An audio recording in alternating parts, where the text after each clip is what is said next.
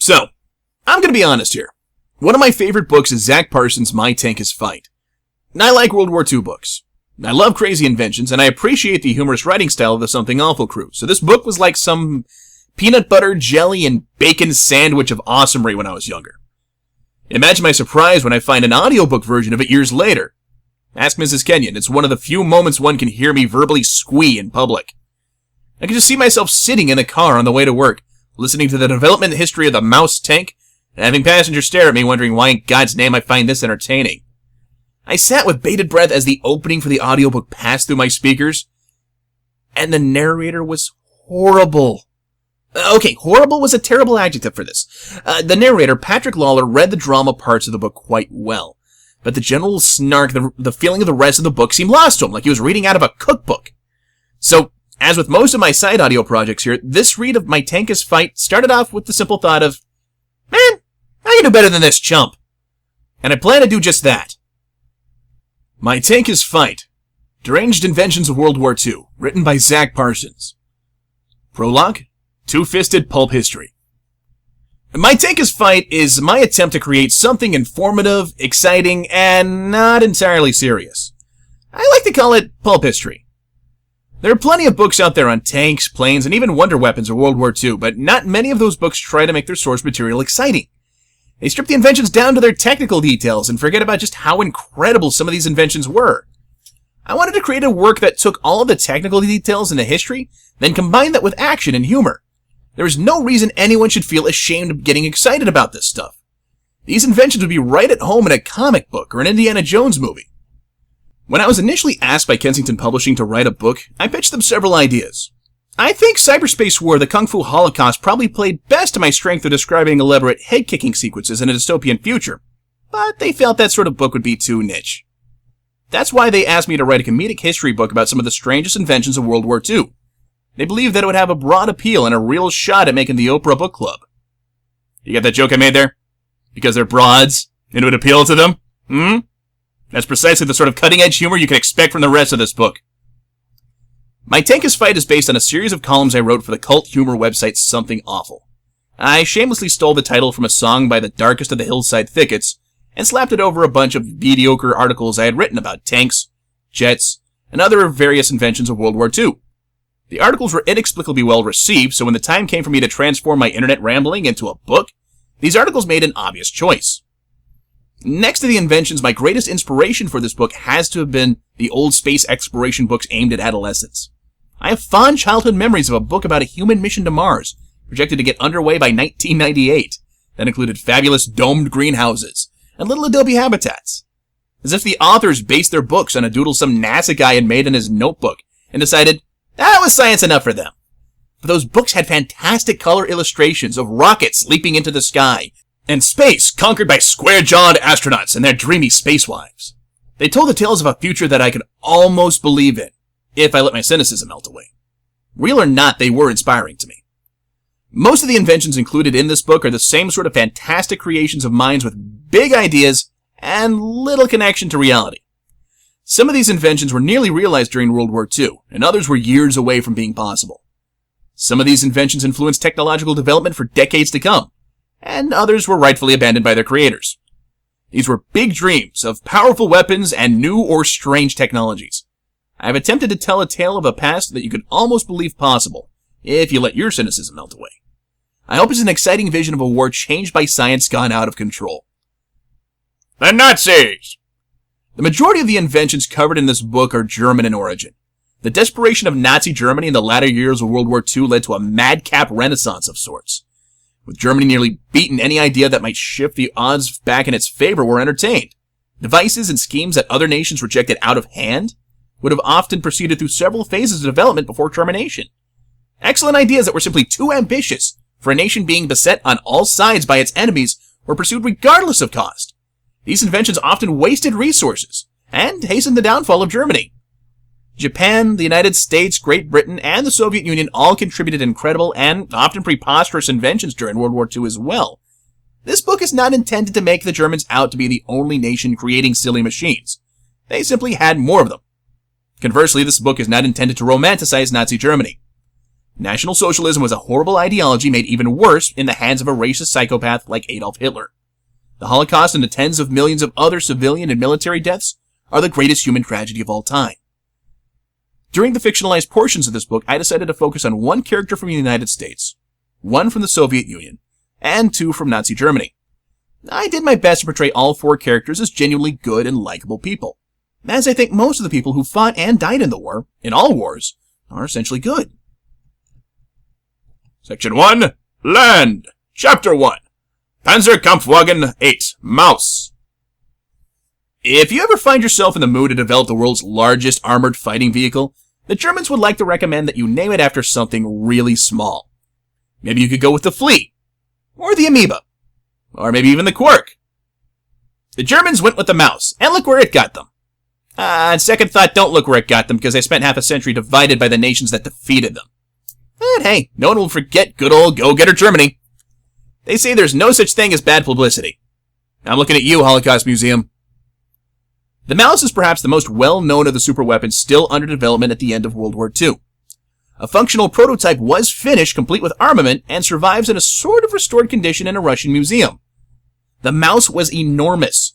It still dwarfs almost all modern armored vehicles, and adding to the mystique surrounding the Maus are persistent rumors that the completed prototype was used in battle against the advancing Soviets. It's unlikely that the Maus saw combat, but it's extremely difficult not to love the Germans' ironic humor in naming their largest tank after a diminutive mammal. Development history. The development of the Panzer VIII Maus traces its roots back to 1941, when the German manufacturer Krupp began a comprehensive study of Soviet heavy tanks. It was believed at the time that Soviet tanks of the KV series were precursors to a line of Soviet super heavy tanks. With this mistaken belief came an order from Adolf Hitler to begin design on a tank to succeed the Tiger, which was at the time entering pre-production. The order specified a tank weighing up to 90 tons, armed with either a 105mm or 150mm anti-tank gun, with a 5-man crew and a maximum speed of 44 km per hour. Krupp submitted plans for two versions, light and heavy, of a tank it nicknamed Lev, or Lion. Hitler put the Führer's rubber stamp on the project in 1942 and ordered Krupp to ditch the light Lion in favor of the supersized version. Along with the order to proceed with on the Lion came a number of design tweaks. The heavy Lion initially included 100mm of frontal armor protection, same as the Tiger, that Hitler wanted increased to 140mm. That's over an inch of mild steel, so that's not exactly an easy adjustment when weight factors in, especially when Hitler's next request was for an increase in the vehicle's speed. The Krupp design for the heavy Lion topped out at a pitiful 23 km per hour. Hitler demanded 30 km per hour of blood to be squeezed out of this stone. Oh yes, Krupp designers, did we mention the Führer himself has also asked you to change the 105mm gun to the 150mm gun? Krupp set to work on making revisions while simultaneously hoping the development of some sort of anti-gravity metal. In late March 1942, Hitler pulled the rug out from under the Krupp design team on the Heavy Lion project. He instructed Krupp to join forces with one of his favorite designers, Ferdinand Porsche, in the development of a tank in the 120-ton range. To keep everyone happy, production of the eventual tank was to be split between Krupp and Alket. In April 1942, the Mammoth began to take shape on the drawing boards to meet a firm summer of 1943 deadline for the first pre-production model. Because of production delays in the as-of-yet unseen 150mm anti-tank gun, Hitler agreed to a turret mounting both the 128mm KWK 44L55 and the 75mm KWK 44L36.5. God, I hope I pronounced those correctly. These would be used until such a time as turrets and armament became available for the 150mm model. After more than a year of design and multiple name changes, the Maus emerged in the form of a wooden mock-up presented to Hitler in 1943. The design weighed at a bridge-bending 188 tons and required a specially designed railway car for transport. Hitler ordered a production run of 150 because he liked big tanks, and I cannot lie. By the time the first turretless prototype chassis from Alket was undergoing testing at the Porsche Böblingen facility in December 1943, Hitler had already rescinded his production order. The prototype was dramatically underpowered, and further development continued despite the product's cancellation. By the summer of 1944, Krupp reported that 4 hulls were nearing completion. Shortly thereafter, all 4 hulls were ordered scrapped. Even then, work continued on the Maus. In September 1944, the second prototype began testing at the Kummersdorf Proving Ground. This V2 prototype was equipped with a partially completed turret and dummy armament for testing purposes. When the Kummersdorf facility was overrun by the Soviets in 1945, the V2 prototype was destroyed. Accounts indicate that it was destroyed by the Germans to prevent its capture, although there is some fanciful speculation that it engaged the Soviets in the defense of Kummersdorf. The V1 prototype and a third hull section were recovered from the facility by the Soviets. The V1 prototype survives with a repaired V2 turret mounted on it at the Museum of Armored Forces in Kubinka, Russia. Tactical Mumbo Jumbo. The original Maus prototype was powered by a Daimler-Benz aircraft engine, and only capable of a top speed of 13 kilometers per hour. Compared to the Maus, the original Heavy Lion design looked like a drag racer. Attempts to resolve the speed problem by replacing the original aircraft engine with a higher horsepower diesel engine met with very little success. Because of the ponderous weight and high profile of the Maus, the tracks were extremely wide, 1.1 meters each, and featured 12 return rollers on a Skoda Volute suspension. Compounding the speed problem, the Maus was also incapable of crossing almost all bridges because of its 188-ton weight. As a workaround, the Maus was equipped with an electric dive snorkeling system capable of fording depth of 8 meters. For those of you not up to speed on your European river depth charts, 8 meters of snorkeling depth would have left the Maus choking on water in a number of major rivers. Adding insult to injury, if a Maus ever suffered a mechanical failure on the battlefield, it was determined that 2 additional Maus tanks would be required for towing. The main armament for the Maus was a 128mm KWK 44 L55, which was virtually identical to the one mounted on the Yartiger. This was a very formidable weapon and could engage and destroy all Allied tanks at ranges exceeding 3 kilometers. Secondary armament was coaxial in line with the 128mm gun in the turret and consisted of a 75mm KWK 44 L36.5. This secondary armament matched that of the early models of the Panzer IV and was intended to fire high explosive rounds to engage infantry and softer targets. A 7.92mm MG34 machine gun was also mounted coaxially for engaging infantry. The turret was designed to be equipped with a Zeiss rangefinder, and the production model would have likely incorporated German infrared equipment. See Chapter 5. The Maus supported 200mm thick front armor well angled at 35 degrees. The turret was even more heavily armored. The sheer sides of the Maus were more lightly armored and vulnerable to super heavy anti-tank weaponry, in the same class as that carried by the Maus. The thinner deck armor was also vulnerable to bombs or rockets launched from the air. Variants. The primary production variant of the Maus was to be a version mounting the 150mm KWK L38, in place of the 128mm and 75mm combination platter. A further ungunned version was envisioned with a non-existent 170mm anti-tank weapon. An anti-air design dubbed the Flachswilling 8.8cm auf Maus was also tentatively planned. This variant would have mounted 2 deadly 88mm flak guns and a special turret designed for engaging air targets. This version of the Maus might have actually surpassed the original in terms of all-around effectiveness. The 88mm remained a dangerous weapon throughout the war. Though it lacked the punch of the 128mm main gun, this would have been offset by the fact that 2 of them in a flak turret would have given fighter bombers in the area something to think twice about. Analysis. According to Porsche, the final intent of the Maus was to plug gaps in the Atlantic Wall as a slightly mobile fortress. A sedentary role like this would have certainly avoided the mobility problems with the Maus, but it seems ridiculous when bunkers and emplaced guns could have been, and were, produced much more rapidly and cheaply than the Maus. For a more believable view in the intended purpose of the Maus, I think it's best to look at when the project was begun. In the spring of 1942, the Germans were concerned about running into Soviet super heavy tanks. They had suffered some setbacks in the Soviet Union during the winter of 1941 through 42, but spring and summer saw the Germans advancing even farther into Soviet territory than before.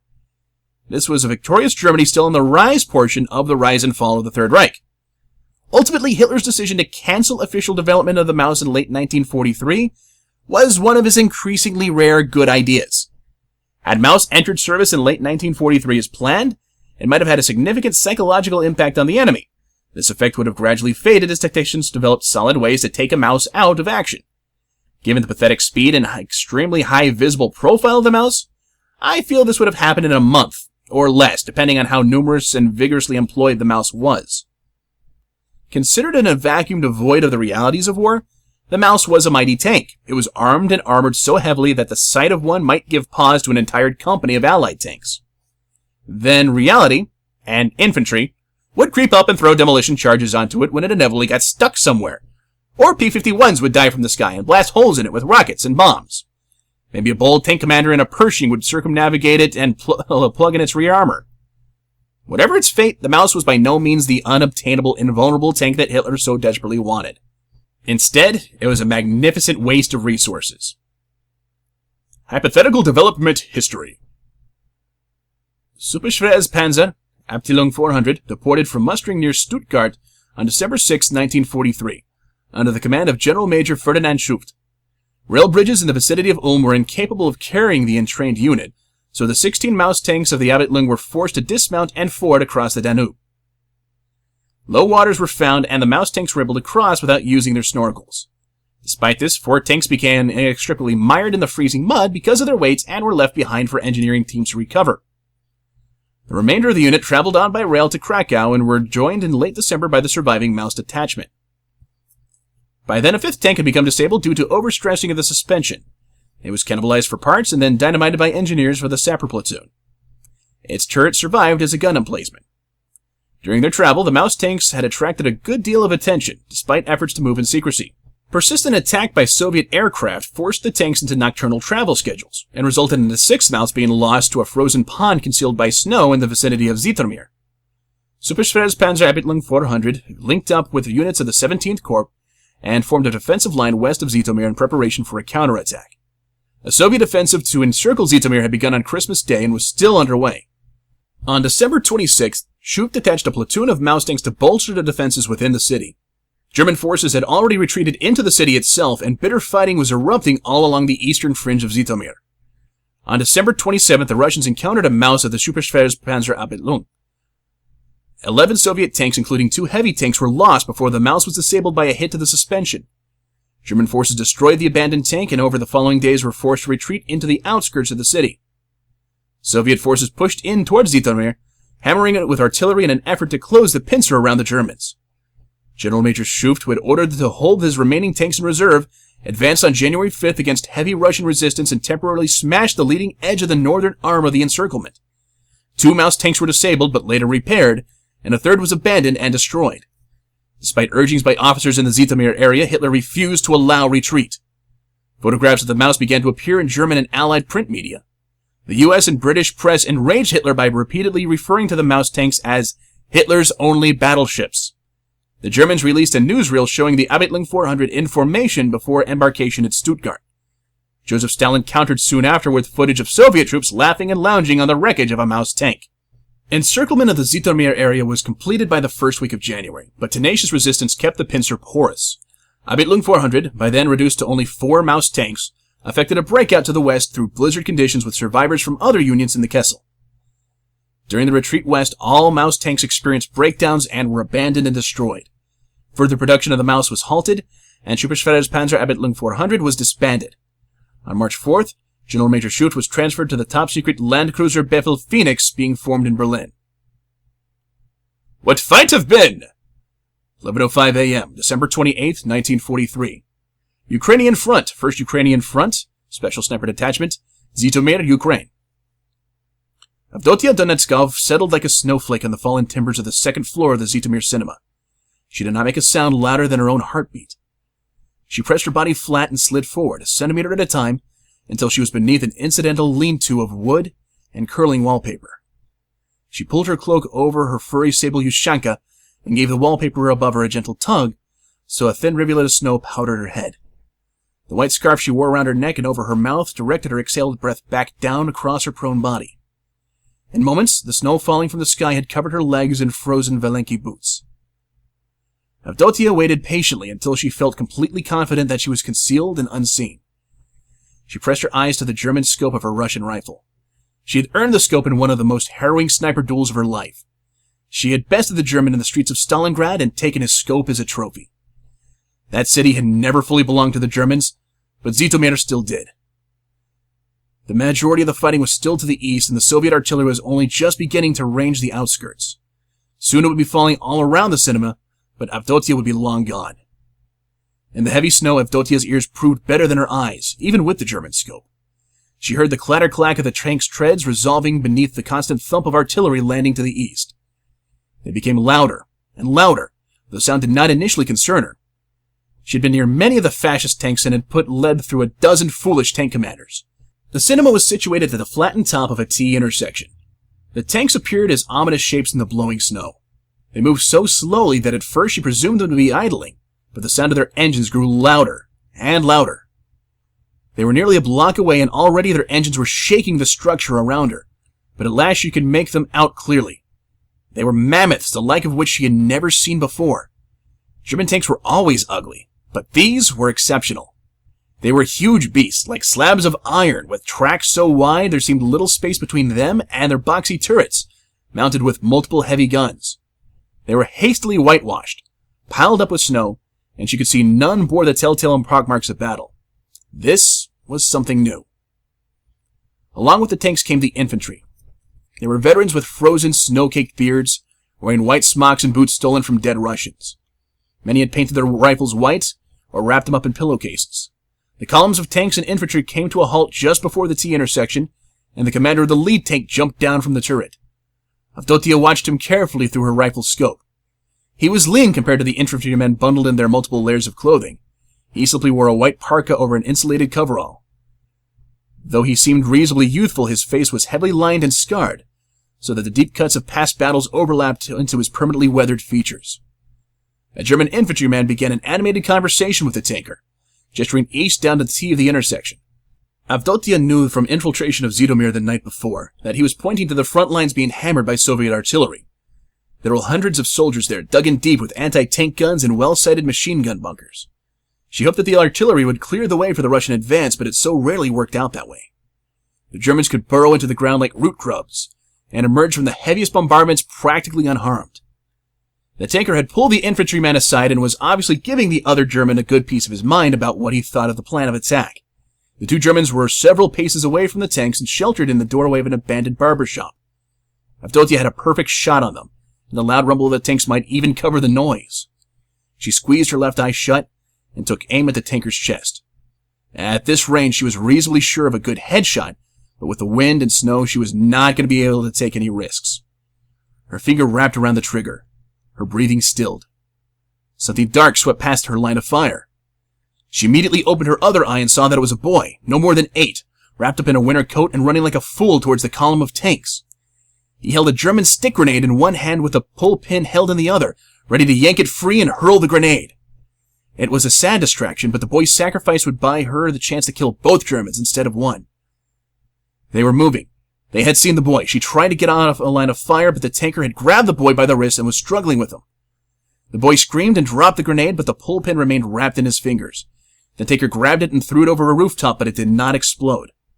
To Avdotia's amazement, the tanker shoved aside the machine pistol the infantryman had aimed at the boy.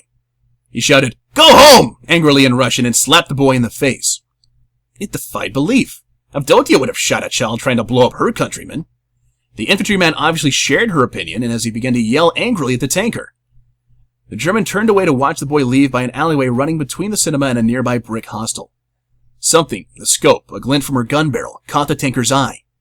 He looked right at Avdotia, right through the lens of her scope. There was a fleeting moment where they were frozen together, apart from the world. Then gunfire erupted in the street below. Wood splinters showered Avdotia's rooftop, shooting blind, and bullets hissed past her head. With a loud whine, the lead tank's turret began to swivel toward her. It was move or die. She slid back quickly from the shattered facade of the cinema and scrambled for the stairs. She threw herself painfully down the stairs as the world exploded. A second blast tore through the ground floor of the cinema an instant later and flung her through the remnants of the back wall. Pain shot through her ribcage as something snapped. Avdotia grunted and rolled out into the snow. She tasted blood and was half blind with shock. The deadly gravity of unconsciousness dragged at her, but Avdotia resisted. She struggled to her knees, and then her feet, and ran for her life.